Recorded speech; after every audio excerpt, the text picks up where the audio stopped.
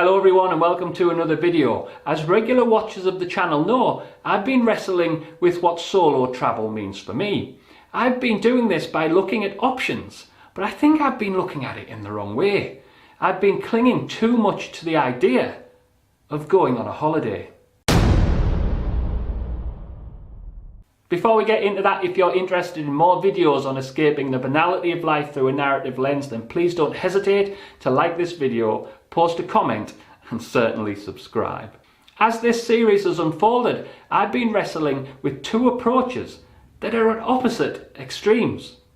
On the extreme left are holidays.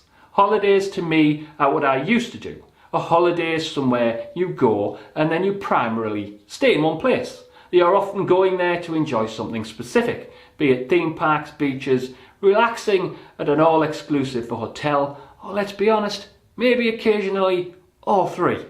I'd say they are about relaxation, but this doesn't really apply to a Disney World holiday, so I guess it's more true to say they're safe, they're easy, they aren't meant to challenge you.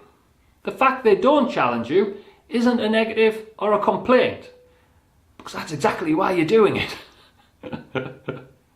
On the extreme left is travel. I literally have it all in capitals on the teleprompter because that's how it feels. It is travel, and it's meant to be different. Travel is supposed to be less easy. It's about personal discovery, seeing new things.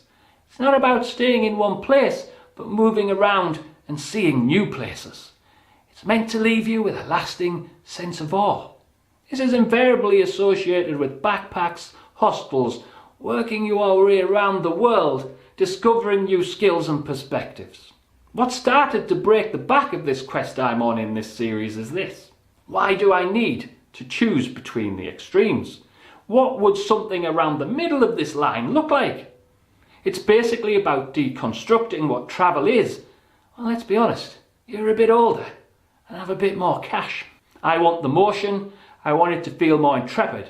I want it to be a series of experiences that leave me in awe, but not with the backpack. Well, travelling with only a carry-on backpack is a thing, so maybe we'll keep the backpack. Maybe it's just about the hostels. It's the independent travel with some sense of spontaneity, but not dropping the need to go back to a good room at the end of the day. Let's face it, it's all about the room.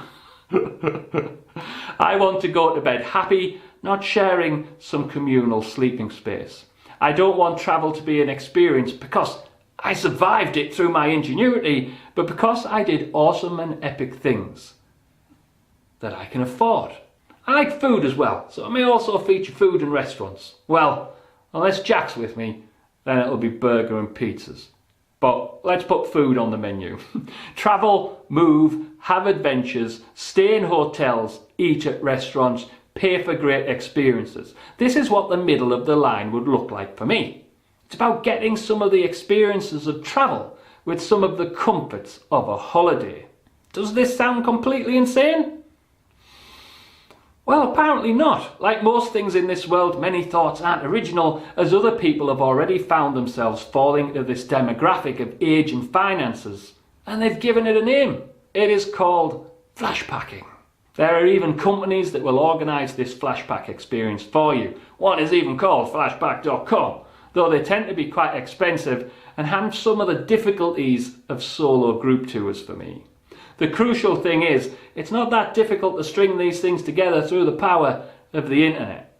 And let's face it, in 3 years' time, I'd have to string it together myself anyway, because most of these flashpack type companies decide that once you're 50, you're out and you're with the pensioners. So I might as well start my put it together myself experience.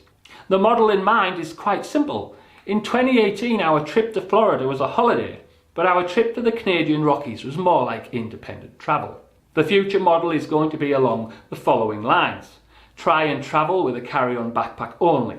Stay in hotels. Travel around and experience new things. This makes perfect sense to me as it separates the travel from the whole culture mindset and norms of backpacking, your 20s and all that sort of bollocks. Once I started looking for the options under this model, the world opened up to me. I actually ended up with too many options, right up to and including crazy ideas like getting on a plane, flying westward, and just keeping going and not stopping until I came round again. I momentarily did consider a round the world trip. To be fair, I've not actually thrown that idea out. If there are numerous things I want to do, it may actually be cheaper and a slightly more adventurous thing to say I've done, to just do them all in one continuous motion. It's not off the list. As regular escapists are aware, these videos sometimes track behind my life. So people who follow me on Twitter or watch the Escape Frequency vlogs know my next travel adventure is now locked down, and it very much follows this model. In a way, you could say the Reluctant Solo series has found its conclusion.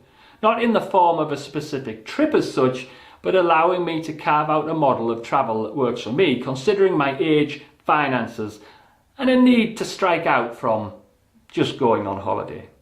Like, comment, subscribe, and let's escape together.